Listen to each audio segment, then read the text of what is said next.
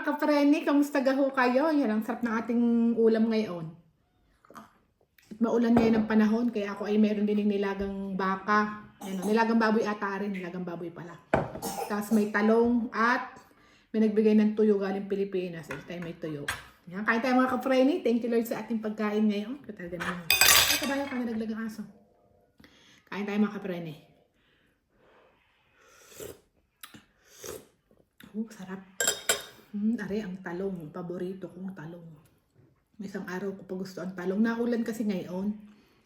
Ayaw nyo na pag naulan, ganun yung mga pagkain ang masarap i-ulam. Kaya mga kapreni.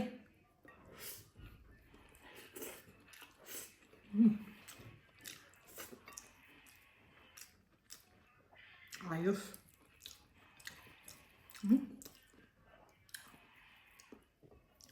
May suka na maanghang. Pag galing kayo nasa ibang bansa, appreciate na appreciate ang tuyo.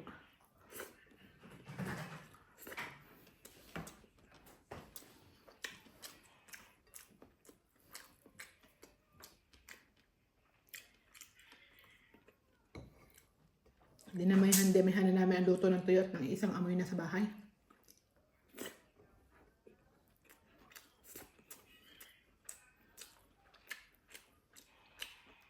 Mainit.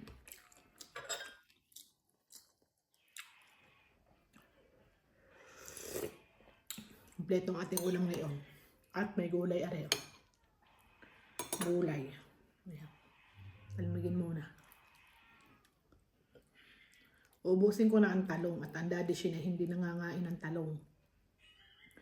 At nangangati ang kanyang dila pag nakain ng talong.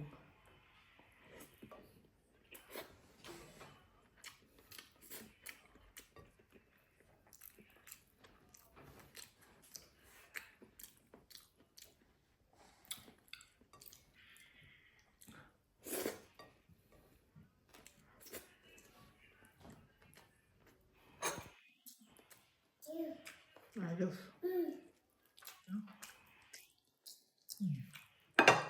Gulay. Tuwang-tuwa ang aking anak. Nanonood ng TV.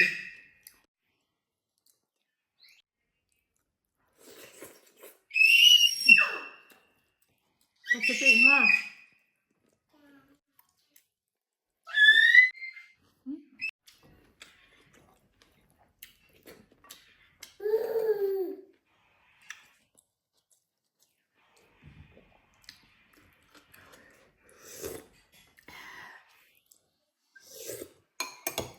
Sarap ba?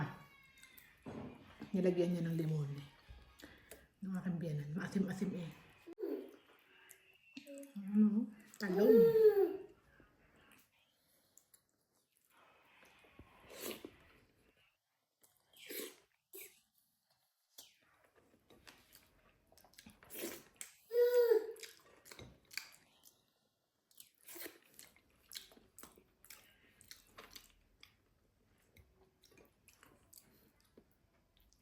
Okay, nasa Pinas. Nasa Pilipinas pa nakatira. Hindi ako nagkakakain ng tuyo. At kako, pag gusto mo naman kainin, madali lang ang bilhin. Kaso ngayon nasa abroad na, edi iyan. Pag may tuyo, edi sarap na sarap. At minsan lang makakain. Minsan lang may umuwi. Galing Pinas.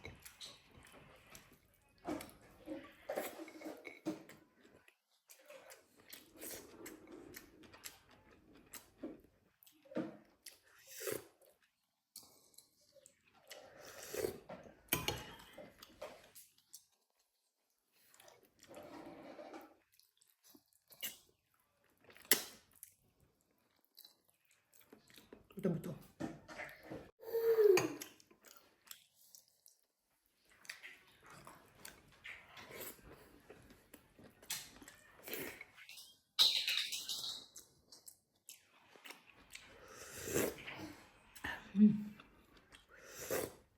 Ayos na ayos.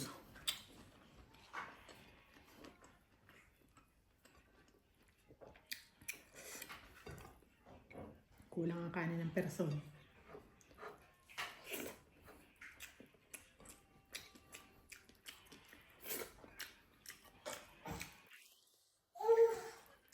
Sarap na naman ang kain ng anak ng inay. Pag ganun yung tag-ulan, ganun ang masarap na kainin.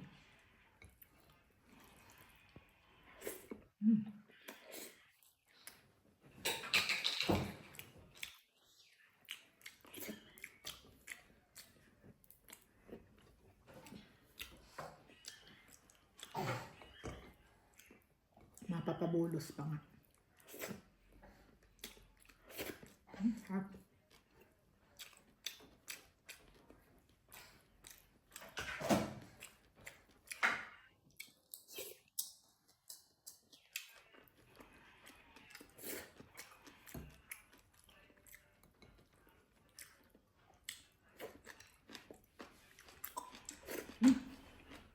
Makakuha ka ng kanin. Bulos ng anak ng inay. At kasarap ng ulam. Wala nang kakain ng talong na are. Kaya uubusin ko na. Oh.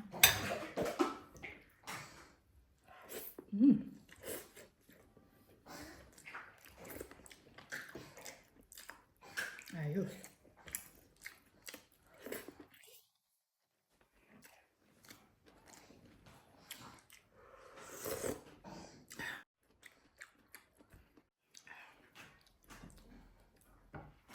Sarap ng suka.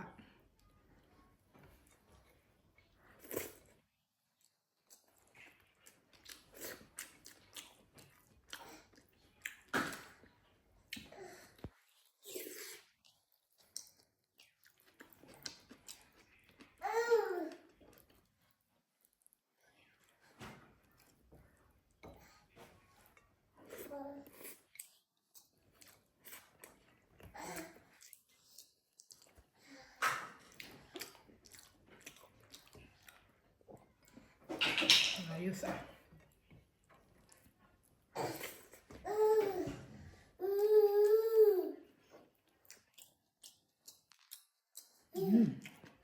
Ang suka.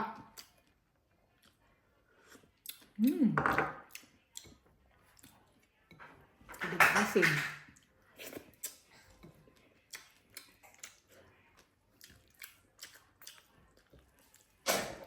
Wala nang kanin na naman.